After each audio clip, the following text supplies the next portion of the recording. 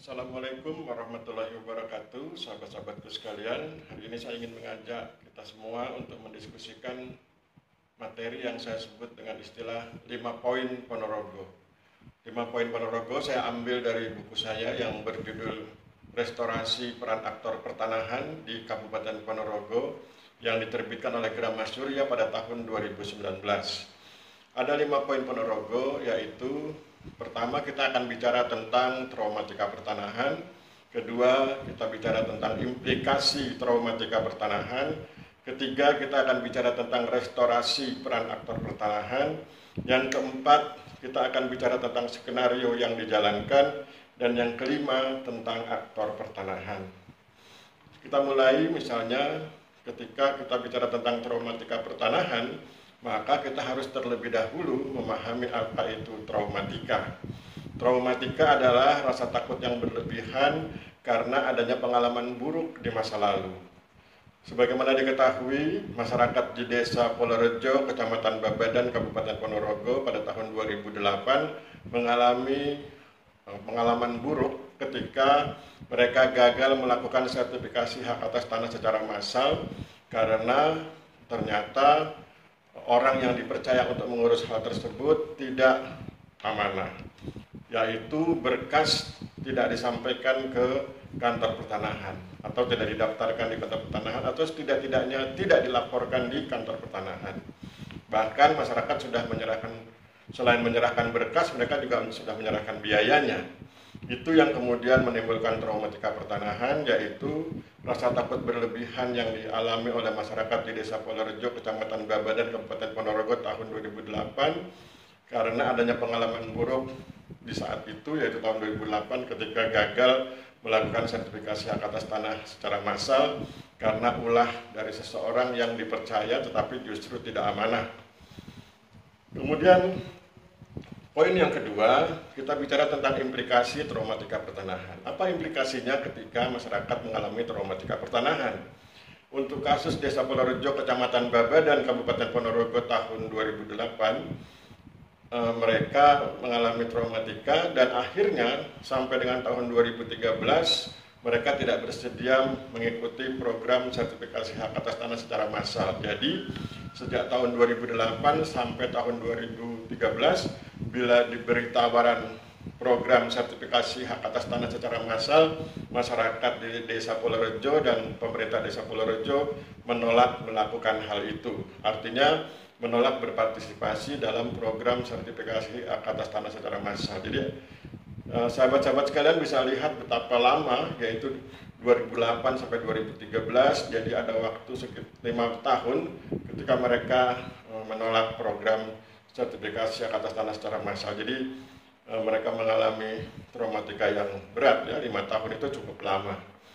Padahal sebagaimana diketahui, kegagalan tersebut bukan disebabkan oleh kantor pertanahan, tetapi disebabkan oleh orang yang mereka percaya untuk mengurus tanah tersebut ternyata tidak menyerahkan berkasnya ke kantor pertanahan, tidak melaporkan keinginan masyarakat ke kantor pertanahan, bahkan kemudian dengan kata lain tidak menyelesaikan, tidak mengurus upaya atau keinginan masyarakat untuk melakukan sertifikasi hak atas tanah secara massal. Padahal selain berkas, masyarakat juga sudah menyerahkan uangnya atau biayanya. Kemudian poin yang ketiga, kita bicara tentang restorasi peran aktor pertanahan. Restorasi ini dilakukan oleh kantor pertanahan untuk memulihkan kepercayaan masyarakat. Jadi dalam rangka menyembuhkan masyarakat terutama di Desa Polorejo, Kecamatan Babadan, Kabupaten Ponorogo dari traumatika pertanahan akibat pengalaman buruk yang mereka alami dari ulah seseorang di desa tersebut yang dipercaya oleh masyarakat yang justru kemudian tidak amanah. Jadi restorasi peran aktor pertanahan dilakukan untuk memulihkan kepercayaan masyarakat, untuk menghentikan traumatika pertanahan, dan untuk menghidupkan kembali peran pemerintah desa di bidang pertanahan, termasuk peran dari masyarakat, anggota masyarakat atau kelompok masyarakat. Kemudian yang keempat, skenario yang dijalankan. Skenario yang dijalankan oleh kantor pertanahan Kabupaten Ponorogo adalah yang pertama, membentuk Pokmas Pertanahan tahun 2014. Jadi Kepala Kantor Pertanahan berkirim surat kepada Kepala Desa Polorejo disertai dengan ditugaskannya seorang staf kantor pertanahan untuk selain berkirim surat juga menjelaskan kepada Kepala Desa Polorejo tentang pentingnya membentuk Pokmas Pertanahan. Dijelaskan pula saat berkomunikasi tersebut bahwa tidak beralasan jika kemudian masyarakat Desa Polorejo sejak 2008 sampai 2013 terus-menerus menolak program sertifikasi hak atas tanah secara massal, karena justru kesalahannya bukan pada kantor pertanahan, dan justru sebetulnya kantor pertanahan ingin membantu masyarakat mensertifikatkan hak atas tanahnya secara massal.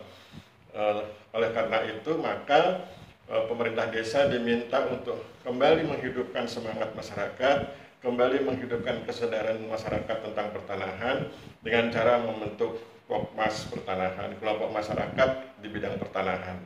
Dan ketika mereka akan membentuk Pokmas tersebut, staf dari kantor pertanahan juga membantu bagaimana menyusun dan lain sebagainya, sehingga akhirnya kemudian pada tahun 2014 dengan surat keputusan Kepala Desa Polorejo dibentuklah Pokmas atau kelompok masyarakat di bidang pertanahan untuk kemudian bertugas nantinya membantu pemerintah Desa Polorejo dalam menyelesaikan hal-hal yang berkaitan dengan pertanahan.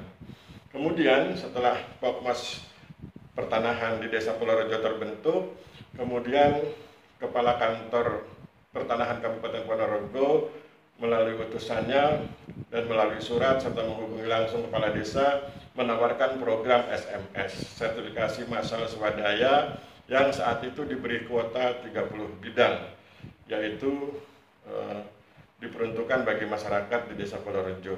Tahunnya masih sama, yaitu tahun 2014.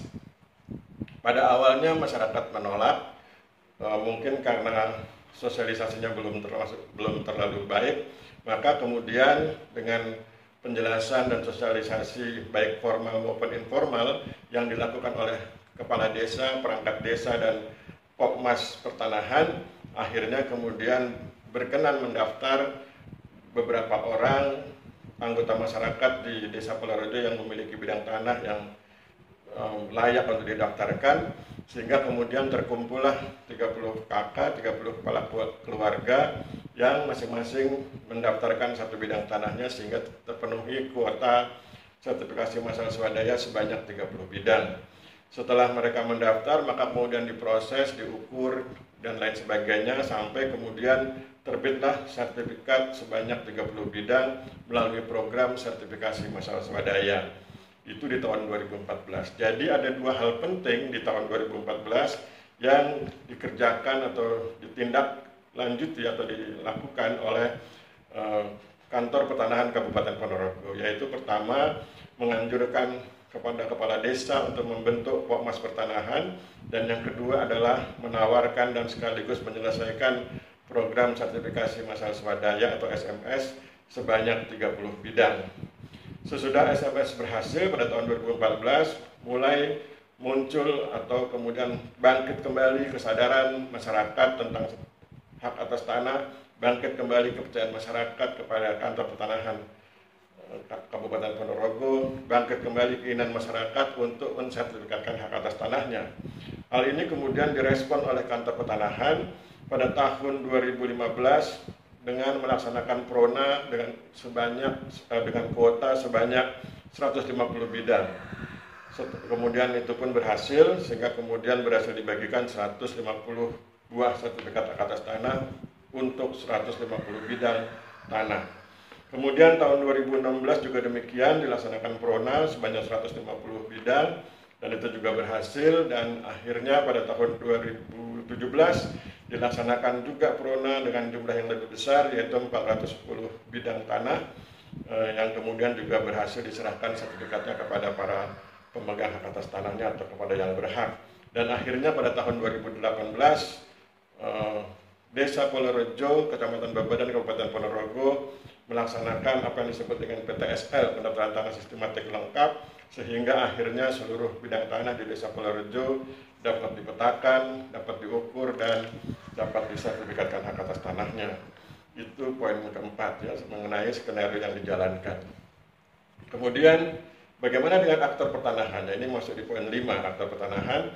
Jadi aktor pertanahan yang dimaksud oleh kantor pertanahan Kabupaten Ponorogo adalah aktor pertanahan lokal. Jadi yang direstorasi atau dipulihkan kembali adalah peran aktor pertanahan lokal, yaitu dalam konteks Desa Polorejo berarti pemerintah Desa Polorejo dan Pokmas, kelompok masyarakat di Desa Polorejo yang bergerak di bidang pertanahan atau kita sering menyebutnya sebagai Pokmas Pertanahan. Jadi peran mereka inilah Pokmas Pertanahan Desa Polorejo dan pemerintah Desa Polorejo yang direstorasi oleh kantor pertanahan. Kenapa perlu dilakukan restorasi? Kita lihat dari teori peran, karena memang mereka sangat penting untuk mendukung kegiatan-kegiatan yang berkaitan dengan hak atas tanah atau berkaitan dengan pertanahan. Teori peran menyatakan bahwa peran atau role merupakan seperangkat batasan dan ekspektasi yang diterapkan pada pihak tertentu. Jadi kenapa dibilang seperangkat batasan?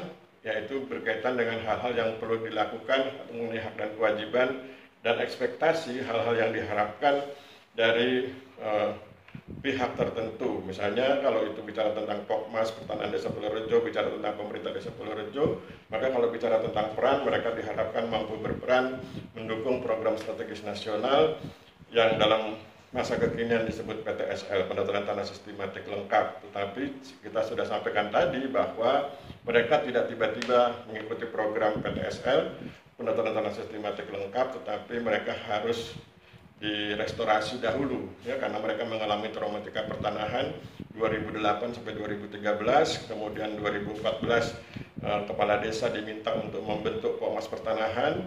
Pada tahun yang sama ditawarkan SMS sertifikasi masalah swadaya sebanyak 30 bidang, kemudian berhasil. Kemudian Prona 150 bidang tahun 2015, Prona lagi 150 bidang tahun 2016, dan Prona pada tahun 2017 sebanyak 410 bidang, dan akhirnya barulah dilaksanakan PTSL, Pendaftaran Tanah Sistematik Lengkap, pada tahun 2018. Demikianlah sahabat-sahabat sekalian 5 poin Ponorogo yang kalau saya ulang materi intinya sebagai berikut. Yang pertama traumatika pertanahan, kedua implikasi traumatika pertanahan, ketiga restorasi peran aktor pertanahan, keempat skenario yang dijalankan, dan yang kelima aktor pertanahan. Sampai demikian, mohon maaf bila terjadi kesalahan. Wabillahi taufiq wal hidayah. Wassalamualaikum warahmatullahi wabarakatuh.